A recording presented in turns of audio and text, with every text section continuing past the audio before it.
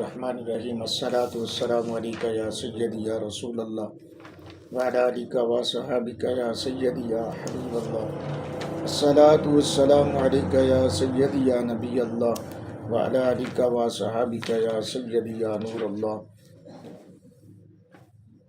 گرامی قدر، نبی رحمت صلی اللہ علیہ وآلہ وسلم کے فضل و کرم سے اور نبی رحمت صلی اللہ علیہ وسلم کی عطا سے آج انشاءاللہ الرحمن سورۃ النساء جو ہے وہ مکمل ہوگی۔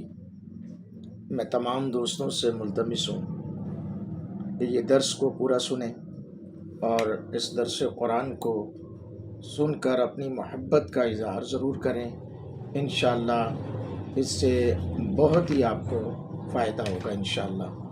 تو آئیے اللہ رب العالمین کے پاک کلام کے درس کی طرف بڑھتا ہوں، میں دعا کے ساتھ کہ اللہ میرے اہل و عیال آبا و اجداد کی کامل بخشش فرمائے، سننے والے تمام دوستوں کی، ان کے اہل و عیال کی کامل بخشش فرمائے۔ اللہ فرمائے انا اوحینا الیک کما اوحینا الی نوح والنبیین من بعد، بے شک محبوب صلی اللہ علیہ وآلہ وسلم ہم نے تمہاری طرف وحی بھیجی جیسے وحی نوح علیہ السلام اور اس کے بعد پیغمبروں کو بھیجی۔ وَأَوْحَيْنَا إِلَىٰ إِبْرَاهِيمَ وَإِسْمَاعِيلَ وَإِسْحَاقَ وَيَعْقُوبَ وَالْأَسْبَاطِ وَعِيسَىٰ وَأَيُّوبَ وَيُونُسَ وَهَارُونَ وَسُلَيْمَانَ وَآتَيْنَا دَاوُودَ زَبُورًا۔ اور ہم نے ابراہیم علیہ السلام، اسماعیل علیہ السلام، اسحاق علیہ السلام، یعقوب علیہ السلام اور ان کے بیٹوں، اور حضرت عیسیٰ علیہ السلام، حضرت ایوب علیہ السلام، حضرت یونس علیہ السلام، حضرت ہارون علیہ السلام، حضرت سلیمان علیہ السلام کو وحی کی، اور ہم نے داود کو زبور عطا فرمائی۔ ہوا کیا حضرات گرامی، شان نزول اس کا کچھ اس طرح ہے کہ یہود و نصارہ نے سید عالم صلی اللہ علیہ وسلم سے جو سوال کیا تھا وہ یہ تھا کہ آسمان سے یک بارگی کتاب نازل ہو تو ہم آپ پر ایمان لائے آئیں گے۔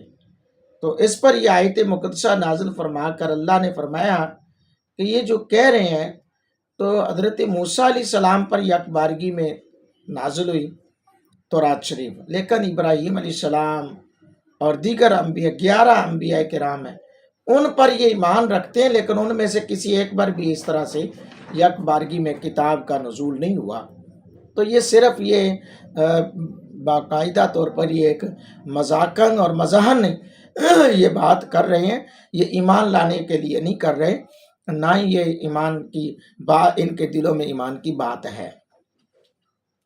آگے فرمایا وَرُسُلًا قَدْ قَصَصْنَاهُمْ عَلَيْكَ مِن قَبْلُ وَرُسُلًا لَمْ نَقْصُصْهُمْ عَلَيْكَ وَكَلَّمَ اللَّهُ مُوسَىٰ تَكْلِيمًا، اور رسولوں کو جن کا ذکر آگے ہم تم سے پہلے فرما چکے ہیں، اور ان کو جن کا ذکر تم سے نہ فرمایا، اللہ نے موسیٰ علیہ السلام سے حقیقتاً کلام فرمایا۔ اب جو ایسے ہیں جن کا ذکر قرآن پاک میں ہو چکا ہے، جن کا نہیں ہوا تفصیل کے ساتھ، وہ بھی ہیں، اور حضرت موسیٰ علیہ السلام سے تو اللہ نے کلام کیا، ابراہیم علیہ السلام سے تو انڈائریکٹ کلام کیا، موسیٰ علیہ السلام تو ڈائریکٹلی کلام ہوا بلا کسی واسطے سے۔ تو یہ صرف اور صرف ان کا یہ ایک کمال حماقت سوال ہے، اور یہ بے وقوفانہ احمقانہ یہ سوال ہے۔ اس وجہ سے یہ جو ہے نا صرف اور صرف بس ادھر ادھر کی باتیں کر کے یہ نا ٹائم پاس کرنا چاہتے ہیں۔ اللہ فرمایا رسولا مبشرین ومنذرین لئلا یکون للناس علی اللہ حجۃ بعد الرسل، اور رسول خوشخبری دیتے ہیں، ڈر سناتے ہیں۔ نبیوں کا کام کیا ہے؟ نبیوں کا کام ہے کہ وہ جنت کی لوگوں کو ثواب پر، اجر پر، اس کا اجر، کسی بھی نیکی کا اجر بیان کرنا، اس کے بدلے میں جنت کی خوشخبری، اور ڈر سناتے ہیں بد اعمالیاں، بد عقیدگیاں، اور رب کے رسولوں کی حکمتولیوں پر عذاب کا ڈر سنانا۔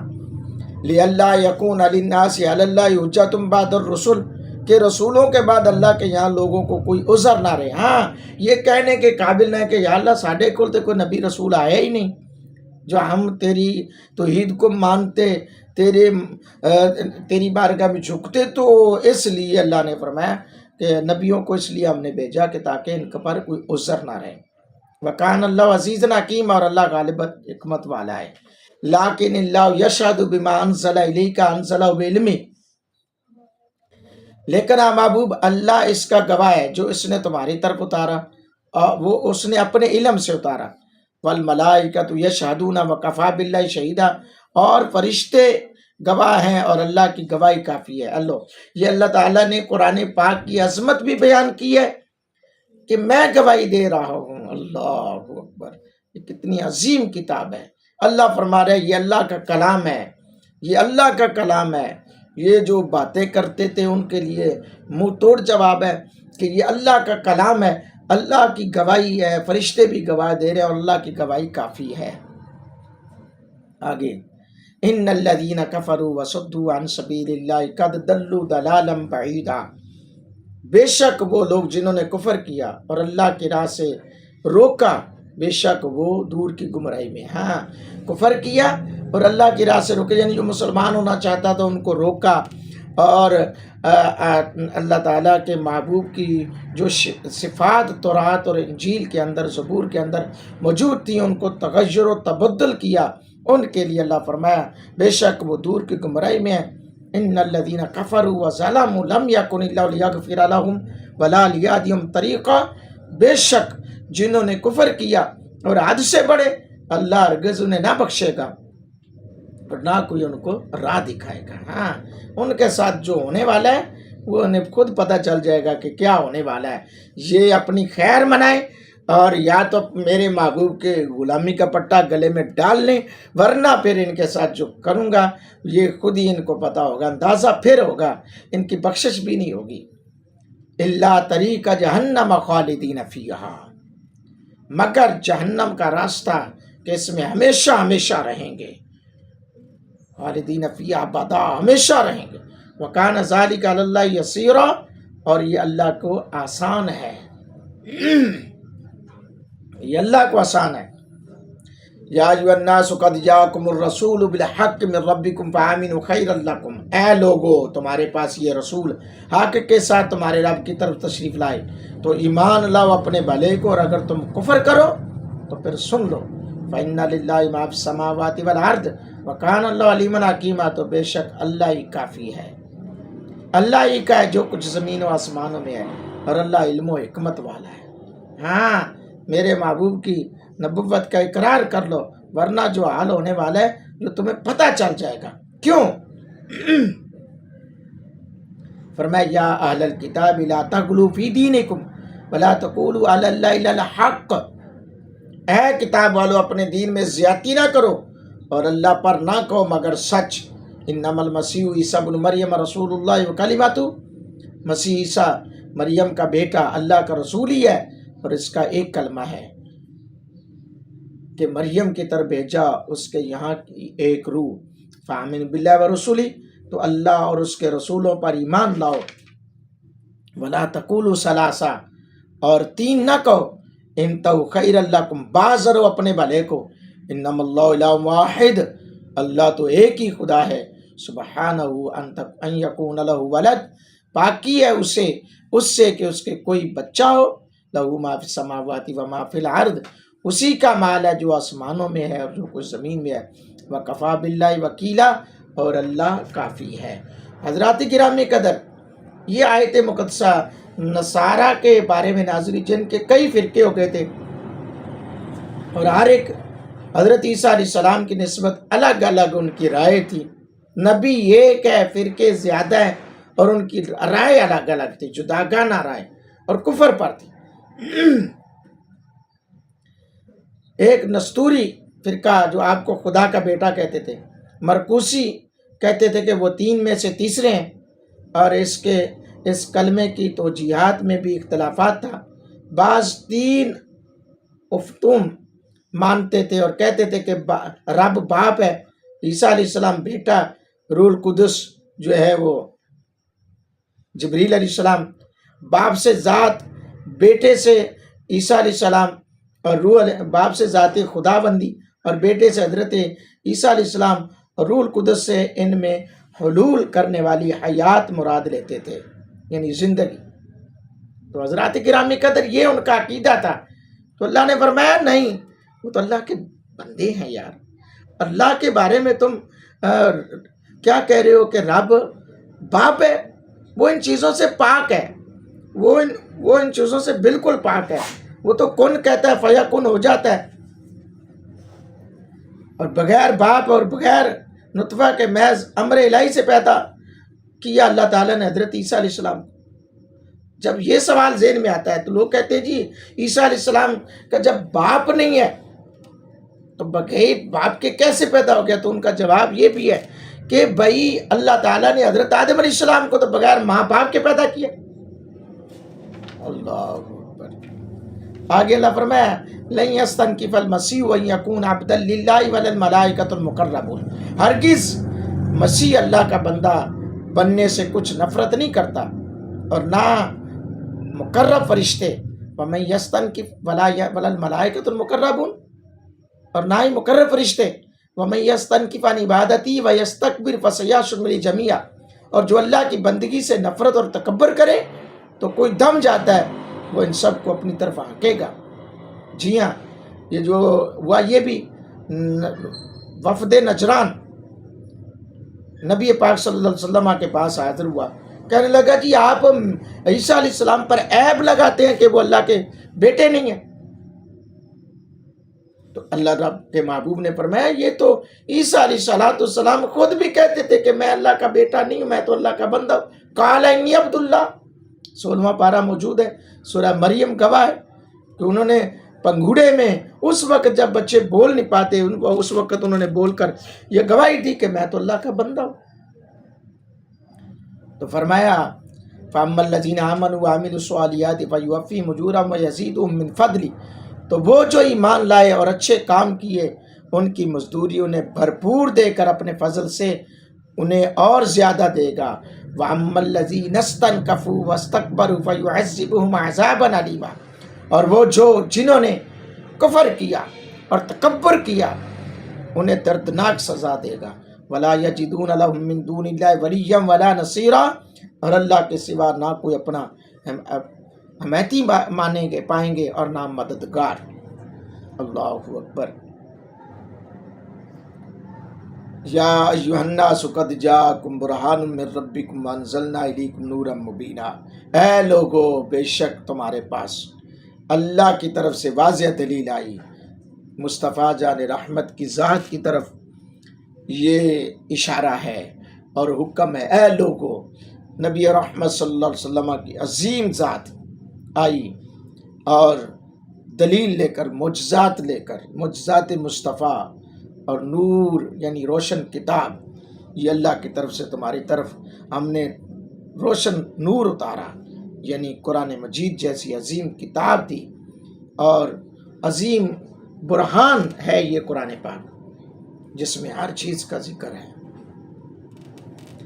آگے فرمایا فَأَمَّا الَّذِينَ آمَنُوا بِاللَّهِ وَاعْتَصَمُوا بِهِ فَسَيُدْخِلُهُمْ فِي رَحْمَةٍ مِّنْهُ وَفَضْلٍ وَيَهْدِيهِمْ إِلَيْهِ صِرَاطًا مُّسْتَقِيمًا. اور وہ لوگ جو اللہ پر ایمان لائے اور اس کی رسی مضبوطی سے تھامی تو عن قریب اللہ انہیں اپنی رحمت اور اپنے فضل میں داخل کرے گا اور انہیں اپنی طرف سیدھی راہ دکھائے گا. اللہ اکبر. یہ ہے اہل ایمان کا انعام. اہل ایمان کی طرف اللہ رب العالمین کی احسانات، اپنا فضل، اس کا کرم. یستفتونک، اے محبوب تم سے فتویٰ پوچھتے ہیں. قل اللہ یفتیکم فی الکلالہ، تم فرما دو کہ اللہ تمہیں کلالہ میں فتویٰ دیتا ہے، ان امرؤن حکم دیتا ہے. ہلک لیس لہ ولد ولہ اخت فلا نصف ما ترک. اگر کسی مرد کا انتقال ہو جو بے اولاد ہے اور اس کی ایک بہن ہو تو ترکے میں سے اس کی بہن کا آدھا حصہ ہے.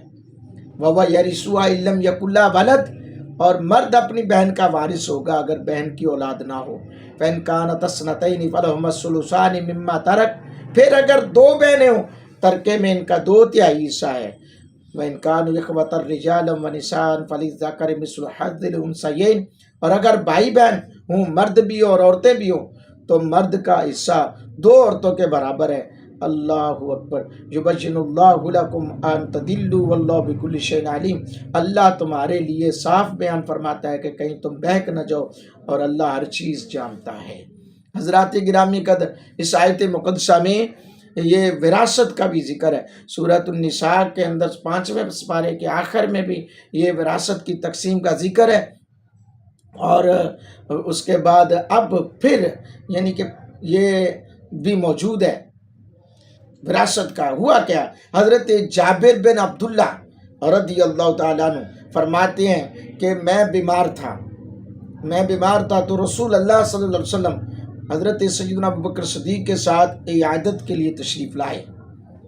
واہ کیا جود و کرم ہے شاہ بتا تیرا، میرے آقا علیہ السلام کی عظمت پہ قربان جائیں۔ غلام بیمار ہو جائیں تو حضور عیادت کے لیے جاتے ہیں، حضور عیادت کے لیے تشریف لائے۔ حضرت جابر بے ہوش تھے، حضور علیہ السلام نے یہاں کہا کہ یہ بخاری اور مسلم شریف کے اندر حدیث ہے، اور یہ حضور علیہ السلام کے تبرک کی بات ہو رہی ہے۔ حضور علیہ السلام نے وضو فرما کر آب وضو ان پر ڈالا، جو وضو والا پانی تھا وہ ان پر چھڑکا تو افاقہ ہوا، آنکھ کھول کر دیکھا تو حضور علیہ السلام سامنے جلوہ گر ہیں۔ عرض کی یا رسول اللہ صلی اللہ علیہ وسلم، اللہ گفتگو شنید ہوئی، اور عرض کی یا رسول اللہ صلی اللہ علیہ وسلم میں اپنے مال کا کیا کروں؟ اس پر یہ آیت کریمہ نازل ہوئی، اور ابو داؤد شریف کے اندر تو یہ بھی بات موجود ہے کہ سید عالم صلی اللہ علیہ وسلم نے حضرت جابر سے فرمایا، اے جابر میرے علم میں تمہاری موت ابھی اس بیماری سے نہیں ہے جو تم اتنی فکر کر رہے ہو، تمہاری موت میرے علم کے مطابق اس بیماری میں نہیں ہے۔ اللہ اکبر، اللہ اکبر۔ حضرات گرامی قدر، یہ نبی پاک صلی اللہ علیہ وسلم کی ذات اور حضور کی تبرکات، آقا دو عالم صلی اللہ علیہ وسلم کی نسبت، میرے آقا علیہ السلام کی شان، میرے آقا علیہ السلام کے ساتھ لگی ہوئی چیز کی برکت دیکھیں، اور حضور کے علم کی دیکھیں بات۔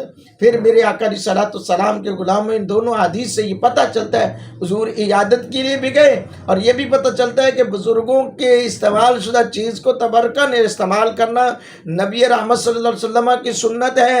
لوگ کہتے ہیں کہ ہمیں صحابہ نے کر کے دکھایا ہو، یہاں تو میرے آقا علیہ السلام خود کر رہے ہیں، نبی رحمت صلی اللہ علیہ وسلم خود فرما رہے ہیں۔